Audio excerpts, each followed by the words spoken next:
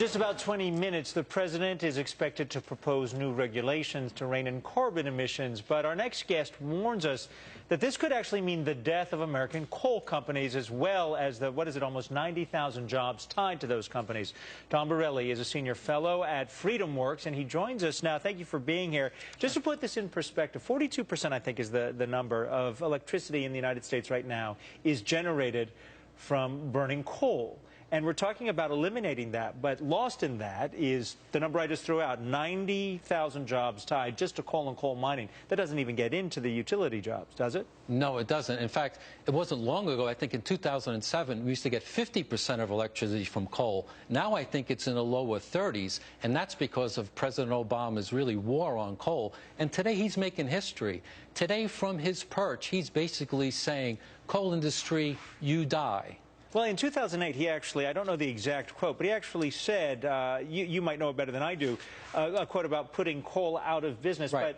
But do you remember what that quote was? Sure. He said under his cap-and-trade plan, electricity prices would necessarily skyrocket, and if you're a utility, if you choose to use coal, you will likely go bankrupt. See, that's the key issue here. He's going after utilities. We always talk about regulatory uncertainty. If you're a utility, one thing you know about coal is it's going to be more expensive in the future. They're forcing, through the boot of government, command and control to use other sources. And the consequences are going to be devastating for the industry. Not only the coal industry, you can look at those stocks, but also look at rail and also look at some of the suppliers of the coal industry. There's going to be a ripple effect because the president, through decree, not the free market. Yeah, he's going to bypass Congress. Lou Dobbs is going to talk about that in a second. Okay, what I wanted to ask you, though, is with our focus on becoming energy independent, why isn't there room for all sources of energy, whether it's coal or fracking for gas or oil or all of these different sources? I mean, why not just be embracing of all of them? Well, remember, when he was running for president, he wanted all the above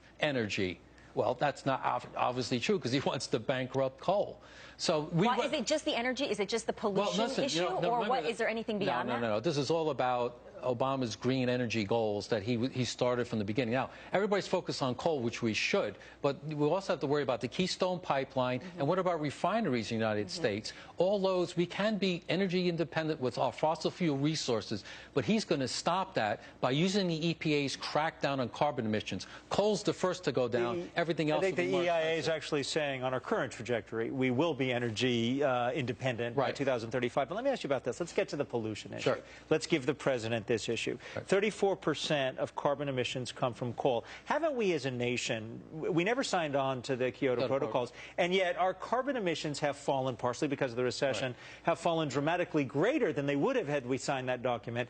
But it's also because of natural gas, the issue that Lori brought up. Wouldn't this just naturally have occurred anyway? Coal-powered plants in this country are antiquated anyway. They're inefficient to operate. We would be switching to gas without this, wouldn't we? The free market is always the best to decide, not someone sitting from the White House.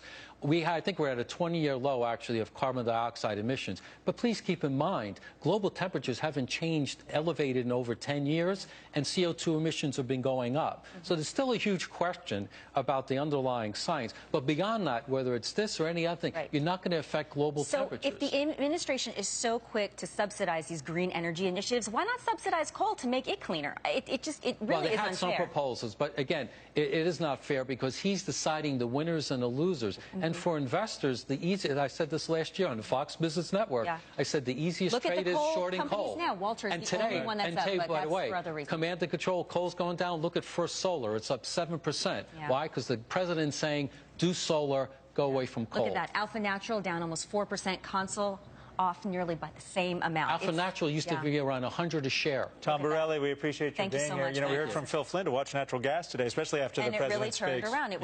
It was up earlier. Okay.